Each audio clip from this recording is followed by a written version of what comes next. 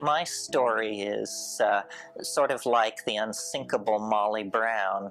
I grew up in a coal mining town in Colorado, and I was always a weird kid. While everybody else was playing Little League baseball, I was off in the dry arroyos near my home digging up fossils and, being maladaptive in many different ways. And the thing that I was always tracing or looking for was a kind of iridescence that adheres to certain kinds of matter, certain situations, and even certain kinds of people. So it started out with a fascination with minerals, a rock hound, and then that led into fossils. And that led to butterflies, which was a lifelong obsession until so much pummeling with Buddhist ethics made me give it up a few years ago. But resentfully, I must say. Buddhism is fine, but no one knows the pleasure of the capture of a birdwing ornithopterid in the jungles of Saram. I mean, you want to talk about hard wiring in the human organism? We've been insectivores for 9 million years, and there's a thrill there in the capture of a large butterfly that well, sorry to drift off into... Forgive me. Iridescence, yes. And so then the butterflies sort of carried me along for a while, and then when puberty hit, pineal symbolism overwhelmed everything else, and I got into rocketry. And, the compounding of fuels and the launching of these things from the local baseball diamond and airport at incredible peril to myself and the people around me. And then I discovered at a certain point, I had always been a kind of a science chauvinist. And then at a certain point, I discovered art, literature, poetry, music, dance, theater, the whole of the humanities came flooding in. But the guiding aesthetic was always an aesthetic of the weird. I guess I should mention that I'm a double Scorpio. But the aesthetic of the weird drove me, and nothing was strange enough. I loved the science fiction films of the 1950s, and I was into the music of John Cage early on. And of course, all of these things funneled me toward psychedelics. I mean, psychedelics are like the quintessential essence of this aesthetic of the weird. Once you get to psychedelics, it's like you've hit the main vein of weird. No more do you have to closet yourself in the attic with your copy of Hieronymus Bosch. You can now, move out into the real thing. So that propelled me to a lot of traveling. And traveling, I think, is second or third in importance in the human experience. I mean, I would say sexuality, psychedelic drugs, and travel. This is, my prescription for, destroying your digestive tract or something. And I went first to Africa, and then to the Seychelles Islands, and then to India, and lived in Japan for a while, and then eventually went back to Asia. And I had encountered LSD in Berkeley, where I went as an undergraduate in the fall of 1965. That was the other thing about me. I was incredibly lucky in that a kid from a cow town in Colorado, I was able to find my way to ground zero of the cultural scene. I was able to put myself at the corner of Shattuck and Bancroft in the fall of 1965. So the whole thing was just being staged for my benefit, I thought.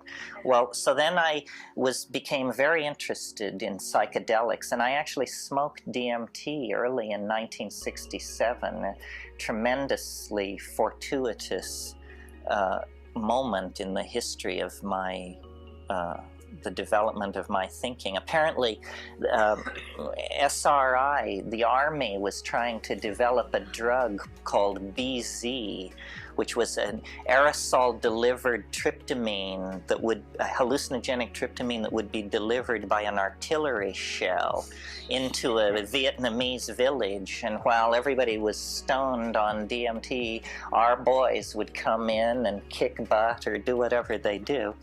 And a 55-gallon drum of solid DMT had been boosted off the back of a truck by some Stanford graduate students. So I had this benchmark, you know, DMT. And I took a fair bit of LSD in those undergraduate years at Berkeley, but I have to confess, it was never easy for me. It always seemed like psychoanalytic Drano, kind of. And after each acid trip, I would say, my God, I'm not going to do that again. Well, of course, then 2 weeks later, I would be back to it. But my style has always been to be a reader and to inform myself. So I read The Doors of Perception and Havelock Ellis and Weir Mitchell, all these people I mentioned this afternoon. And what fascinated me was how they insisted on visions, particularly Havelock Ellis's descriptions of his mescaline experiences, where he says, architectural ruins dripping with globular jewels, strange statuary leering from darkened doorways. And I said, hey, I want it. How do I get that? And LSD didn't really do it for me, although my most satisfying LSD trips, and this is just maybe a practical suggestion, were in the presence of good hashish. Hashish seems to be able to pull the pure translucency of LSD toward a much crazier, more psychedelic, more mushroomic-like place, at least for me.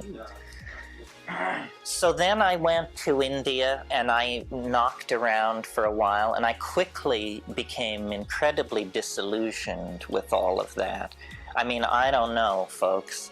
Everybody has different experiences, and you can only judge your own path. But I just thought it was the most outrageous con that has ever come down the pike. That, maybe millennia ago there was something going on, but it has been so enfolded by priestcraft and dogma and class consciousness and everybody's out to con everybody else, and there you are. What do you know? I mean, these people have been at this for 1,000 years, and you fly in from Malibu, sugar and money heavy, into their midst. Well, they know just exactly how to turn you every way but loose. And eventually all you ask is that they turn you loose, Now, I know there are people for whom this message is unwelcome who are within this room this evening, but I'm not knocking Indian spirituality. I think that there is a great wisdom about how to live that these world religions have accumulated. The problem was I was 23 years old and I wasn't interested in wisdom on how to live. I was interested in how do you get as loaded as possible and then be able to talk about it. So went through all these experiences and was abandoned by the love of my life, and all kinds of things happened. And eventually I decided that the answer lay in the Amazon. And so in late 1970, I had been living in Vancouver, British Columbia. I couldn't enter the States because I had a price on my head. Not much of one, but an uncomfortable situation to be in.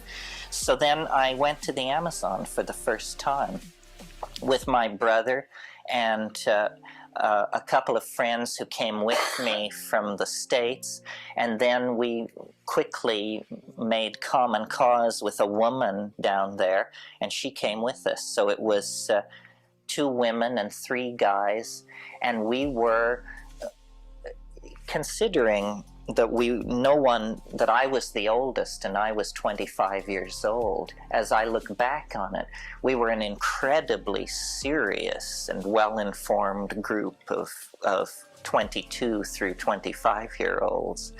And our intent, we had all graduated from the School of DMT. We were all post-revolutionary Berkeley communard types. And we had collectively decided that the only hope lay in somehow getting into the DMT flash for longer than a minute to a minute and a half, and that the strategy for doing this must be then to go to the Amazon and explore these psychoactive drugs. And the one that we were interested in is one that even today has yet to become an item on the Malibu consciousness circuit, a drug called ukuhe. Ukuhe, it's used only by the Witoto, Bora, and Muinani tribes of the lower Putumayo of Camasaria, Amazonas in Colombia.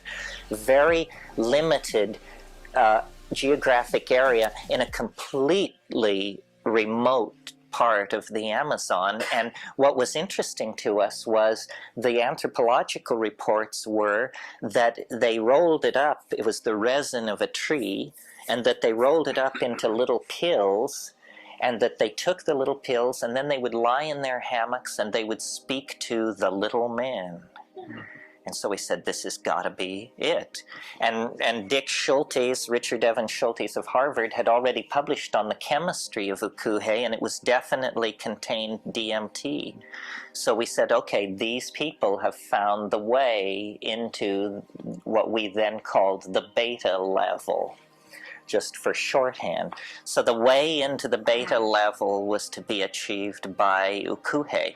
So we put together this expedition, and we descended the Putumayo River, which is the border between Colombia and Ecuador and Peru, to a place called San Jose del Encanto on the Rio Igaraparaná, which flows into the Putumayo there.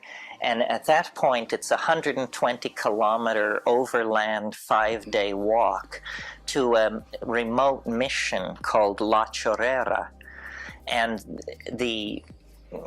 most places in the Amazon are historyless, but La Chorrera had a very dark history behind it, which I didn't really know at the time.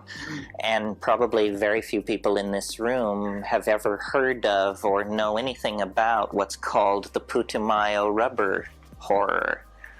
What this was a rehearsal for for Hiroshima, Auschwitz, you name it. It went on from 1912 to 15 in the Amazon, when, in a frantic effort to get natural rubber to fight the First World War, British banks bankrolled an episode of genocidal brutality that is remarkable both for the depth of the horror and for how thoroughly it's been completely forgotten. And what they did, these British banks, is they financed this Peruvian mafia called the House of Arana to basically enslave Indians over a vast area of the Amazon and force them to extract the natural rubber under pain of death. And there are endless stories of the atrocities. People had the soles of their feet removed by machete if they didn't meet the rubber quotas, and just nightmare after nightmare. If you want to read about it, there's the British Royal High Commission under Roger Casement.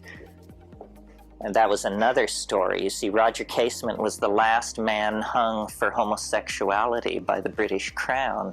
He had been the British Consul General in Rio de Janeiro and had exposed this rubber atrocity and all the collusion of British banks and stuff like that. But a few years later, he expressed Irish sympathies with the Easter Rising of 1919, and immediately the Foreign Office came forward with love letters between him and Parnell, the Irish revolutionary, and he was hung for being a homosexual.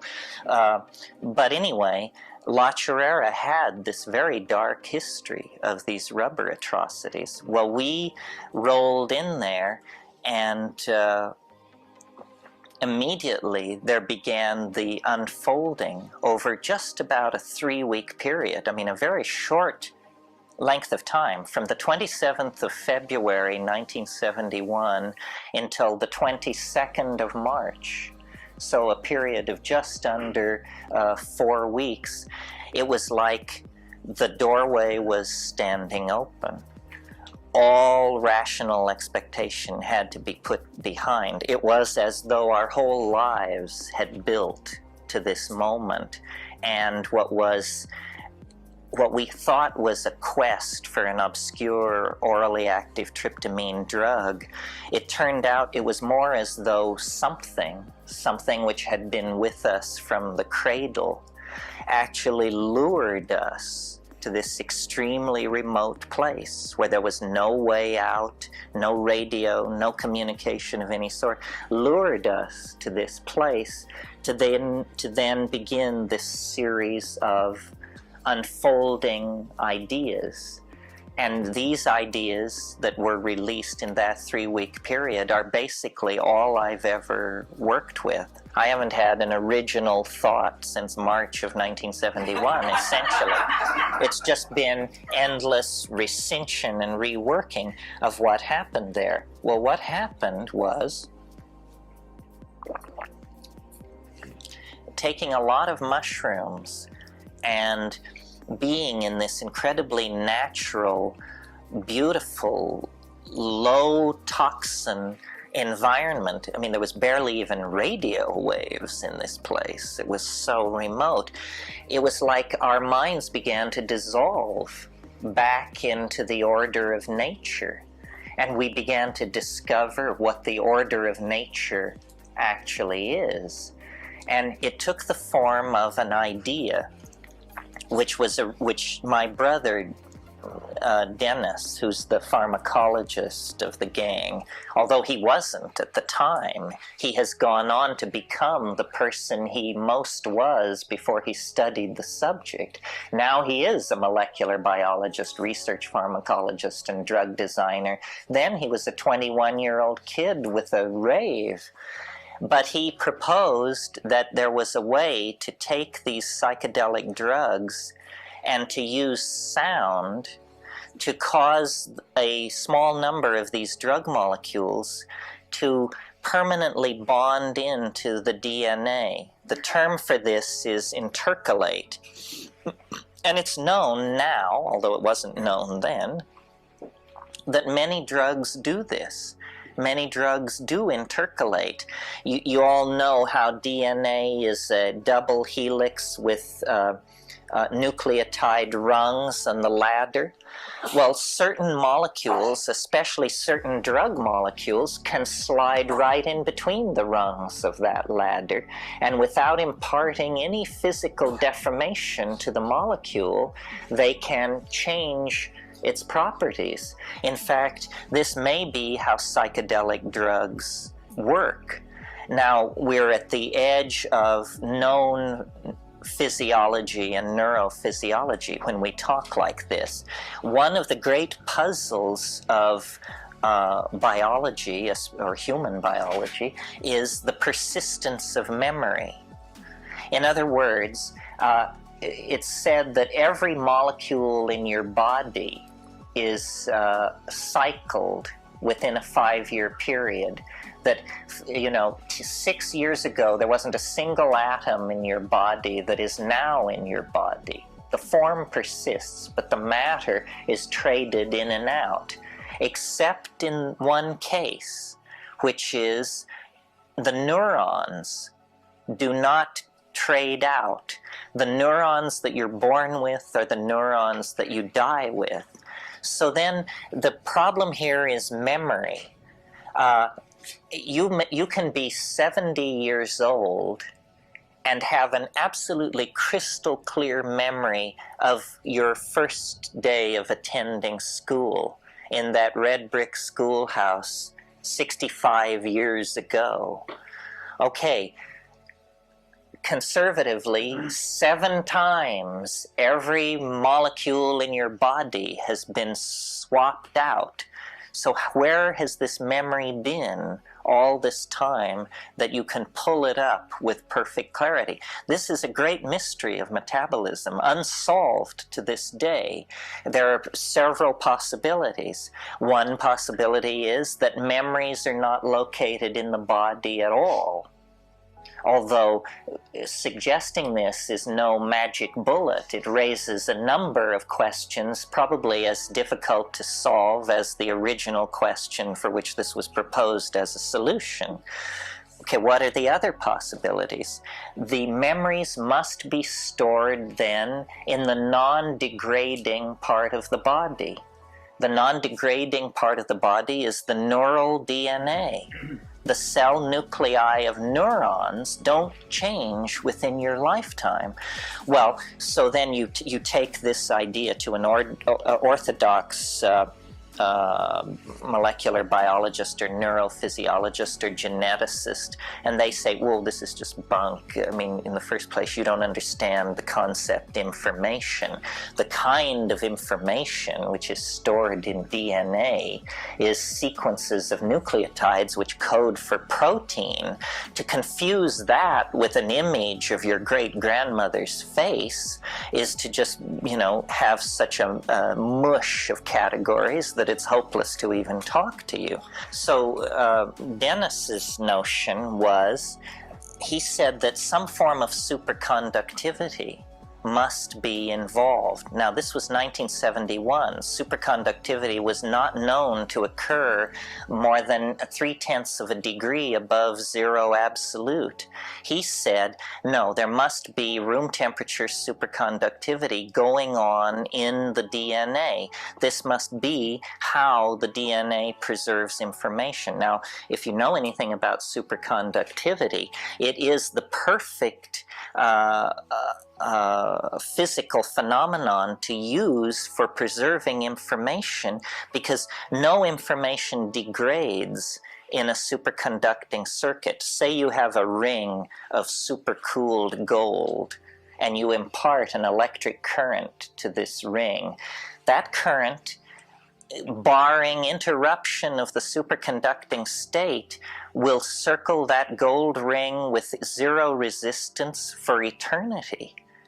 Now, the only thing which can cause the superconducting phenomenon to cease is if a high-energy source overwhelms the superconductivity, comes in from the outside and disrupts it.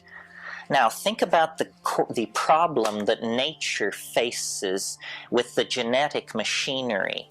The key to life is error-free copying. Wherever there's error, then there becomes mutation or problem or incompatibility. So all of the strategies of genetic preservation of information seek to maximize the absence of error. So the perfect mechanism for doing this would be a superconducting mechanism. Now you see, the major cause of mutation in the natural environment is cosmic radiation, ambient cosmic rays, high energy particles that smash into the genome, physically collide with the DNA and break the bonds and disrupt the message so that it can't be copied. Superconductivity would be the natural medium to retard this process. So Dennis's notion was that the DNA was a kind of superconducting storage device, and that in fact what we call the Jungian unconscious, or the racial memory, or the genetic memory, could be tapped into, and that what a drug trip is a neurotransmitter that competes with serotonin, that then broadcasts off this genetic memory bank a slightly different slice of the catalog.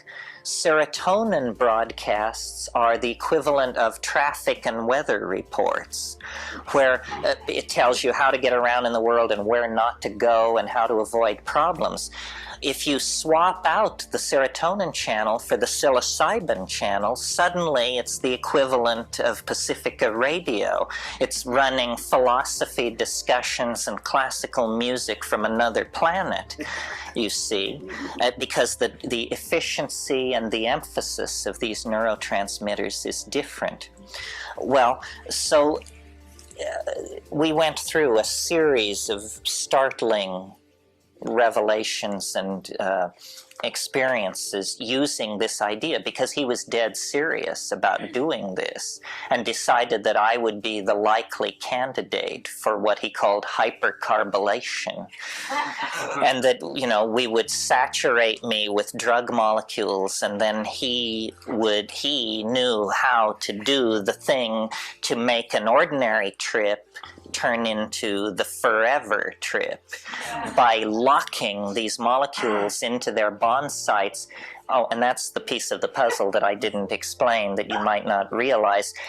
When a molecule is superconducting, I'm sorry, when a molecule is at 0 degrees absolute, it becomes superconducting. So if you can cool a molecule to that level, it will immediately bond permanently to whatever is physically nearby. So Dennis said, what you do is you take all these, you saturate your body with these drug molecules, and then using a complex theory of harmonic canceling, which I won't regale you with this evening, he thought there was a way to generate sound that would affect a very small number of these drug molecules and cause them actually to superconductively bond into the DNA. And then the trip would be permanent. The trip would be scripted into the genome, or at least for the life of the organism. And he suggested that if you make the DNA superconducting in this way, that eventually death is no problem. It's just sort of like a shedding, and you go into the rivers and the water and the air, and you become very tiny. You become the size of your DNA nucleus. Well, I thought that this was a very highly unlikely notion, so unlikely that since he was so gung-ho to try it, the best thing to do would be to just let it rip. And if there was something there, that would be interesting, but that I was willing to bet dollars to donuts against it. Well, he set up the experiment, he did the experiment, and he had made very extravagant and inflated predictions about what would happen. He thought that you would literally give birth to your mind as a physical substance. I don't know whether it would flow out of your nose or where it would come from, but he thought that there was a kind of superconducting translinguistic matter, he called it. He thought there was a way to dissolve the boundaries between matter and spirit, and create an obsidian fluid that would be obedient to your own imagination, that would in fact be you. You would just preserve your body as a convenient reference point, but you would actually become this stuff. Well, what happened was not what he predicted, but not nothing. And that was the great puzzlement of this experience, because what happened was immediately after this procedure was carried out, I could tell that something had changed in me. And it was very hard. It took me a few hours to figure out what it was. And what it was it was though a switch had been thrown. And I began to understand. That's all it was. It was, Whitehead defines understanding as the apperception of pattern as such. And suddenly, I began seeing things very differently. I began to see the relationships between things on one level and among levels. And I stopped sleeping. I didn't sleep for 11 days, effortlessly. And every night during this 11 days, in the late evening, I would just become very, very impatient for all these people to go to bed, my companions, because the chatter of the camp would interrupt my thoughts. And what I just wanted to do was I would just go in the jungle and I would just put my hand on a tree and I would just stand and think and think and think and think and think. And it was this endless cascade. It was not like a psychedelic trip. There was no hallucination. There was simply this unfoldment. And it was like as though I was just filled to overflowing with gnosis. I would sit down on the ground and begin thinking, and I would lose myself in my thoughts. And when I would come back to my situation, I would look down in front of myself and see that while I had been thinking, my hands had built a fire out of small sticks. It was as though everything was cognitive activity. Dennis went what would be conventionally called a psychotic episode, but it wasn't a typical psychotic episode. It was a kind of turning inside out, so that he became, in a single moment after the hypercarbylation, it was like he ended up at the other end of the universe, turned inside out and headed backwards. And over the next 14 days, he came through a progressive narrowing of his what he was identifying with, so that first it was the whole universe, then it was the galaxy, then the solar system, then each of the planets moving in, then all life on Earth, then all mammals, then all human beings, then all Irish, then finally all the McKennas there ever were, and then finally the question was he him or me? And then he got that sorted out finally, and then he was fine. Shaken, but fine. We've now reached the 22nd of March, 1971, and I was just, I couldn't talk to anybody. I was in a very, very, very, very strange place. I mean, things went on. Well, just as an example, because there wasn't much of this 3D stuff that you could wrap your mind around, but everything was teaching me. Everything had a message for me. And I would go out into the jungle, and I would raise my arms above my head, and I would call the butterflies into me out of the jungle, and they would come. first by dozens and then by hundreds. And I would stand there, and here's how the thought progression would go. I would call the butterflies in, and then it would move me to tears.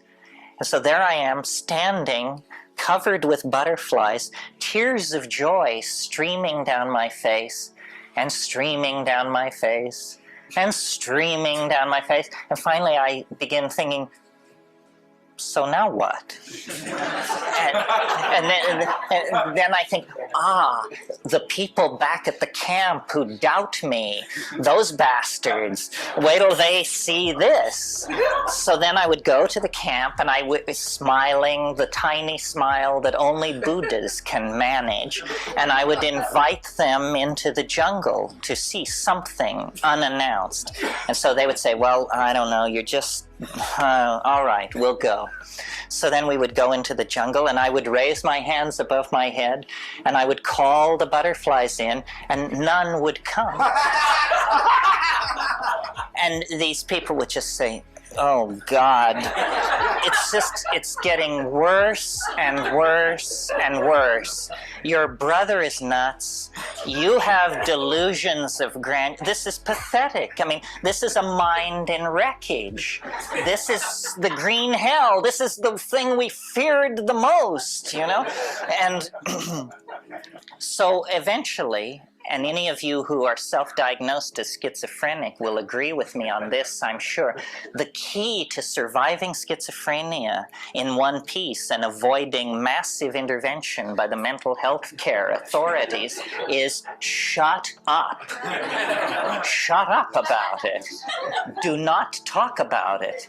Of course you can raise the dead and heal the sick and divine distant event, but just shut up about it, or you're not going to make it through. Well, eventually everybody else sort of renegotiated themselves back to some kind of reality. My brother flew back to the States, and I was, in a sense, left in the Amazon to mull all this. And at this point, this pattern perceiving coherency, that was how I described what was coming over me, began to take a special direction. And believe it or not, that's what I want to talk about tonight, is the special direction. I never had, I say I never had any particular interest in the I Ching, but actually, when I was very young, I read it. First I read the James Legge translation, when that was the only one available. It was an old Dover 2-volume deal. And then when the Wilhelm Baines translation came out, I think I bought my copy in '63, and I did it, and because I was a Jungian, I was interested in it because Jung wrote a lot about it. But I wouldn't say I was devoted to it or that I honored it particularly. But I did keep it with me when I traveled, and my habit was to throw it at every new and full moon. And I had done this for years. And so in the wake of these events that I've just described, this inner teaching voice began to turn more and more toward the I Ching. And at first I didn't realize that was what we were talking about, because the dialogue opened very innocently. It opened like this. The voice said, using the common form of address, which it always uses, it said, "Did you know? I'll bet you did know," which is how it always broaches the subject. Did you know? I'll bet you did know. Did you know? I'll bet you did know that every day is made out of 4 other days. I said, that's never occurred to me. I've never heard that idea. Said, oh yes, every day is made out of 4 other days. I said, what do you mean made out of? Said, every day is an interference pattern created by other times in the past. Now, in our scheme of thinking about time, the most important moment in terms of its influence on the moment we call now, is the moment we call now minus one. Now minus one is very, very much like now. In fact, you can't really tell them apart. So we believe that now minus one is the major moment influencing now. The voice said, no, that's cockamamie. That isn't it at all. There are moments spread through time, and they create the resonance of the present. And so I said, well, so you say. And it said, go get graph paper and we'll talk more. Now, what it eventually directed my attention toward is the King Wen sequence of the I Ching. The King Wen sequence is a traditional sequence that is, there are different sequences. What distinguishes the King Wen sequence is that it is the traditional one and the oldest one. An argument can be made that it is the oldest human abstraction in existence because we possess portions of the King Wen sequence scratched onto shoulder bones, scapula, that can be dated to 3500 BC or so. So this is a very, very old pattern that has been preserved through time by human beings. And it's always called the King Wen sequence. And if you own a copy of the Wilhelm Baines translation, you will see in the second part that nobody ever reads, there are commentaries on what is called the sequence. And so the invisible teacher posed the following problem to me. Is the King Wen sequence a sequence? And if so, what are the laws which generate it? You see, it's a completely focused, scholarly, no-nonsense. It's essentially a question in mathematical logic. So I had never thought much about the sequence. So I sat down with my I Ching and I flipped it open and I looked to see if I could see any ordering principle in the King Wen sequence. Well, you only have to it took me 10 minutes. Most people could probably accomplish this more swiftly. But in about 10 minutes of looking at it, I suddenly saw that it isn't 64 hexagrams. It's 32 pairs of hexagrams. And the second member of each pair is formed by turning the first member upside down. Do you see? By inverting the first one, you get the second, and you get these then pairs of hexagrams.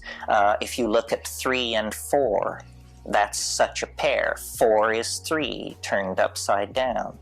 And now, there are 8, I assume everybody knows what the I Ching is. What are hexagrams? Hexagrams are these 6-leveled structures made out of broken and unbroken lines. So when I say turning a hexagram upside down, I'm referring to the inversion of this 6-leveled structure. Now, in the nature of 6-leveled structures made out of solid and broken lines, there will be 8 cases where turning it upside down doesn't make any difference. You meet the first case in the first hexagram. The first hexagram is 6 solid lines. If you turn it upside down, it's still 6 solid lines. So then I realized there's a second rule. And the second rule is, if inverting the first hexagram provokes no change, then all lines change. Okay, now this is not original. I think this is well known to scholars of the I Ching. It was just a revelation to me, but it's well discussed in the literature.